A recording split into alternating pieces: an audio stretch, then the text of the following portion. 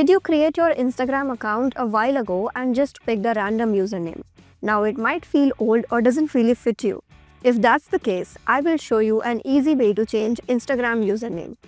First, open the Instagram app on your iPhone or Android. The steps are the same on both. Tap on your profile icon at the bottom right corner.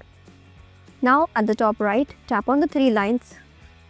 At the top of the page, you will see Account Center. Tap on that. Tap on Profile. Select your Instagram profile. Now tap on Username. You will see your current username at the top. Just delete it. Type in the new one you want and confirm. Just remember, when you change your username, your profile link, the URL people use to find you will change too. That's it. New username, all set. If this video helped you, don't forget to like, share it with your friends and subscribe for more easy tutorials like this. See you in the next video.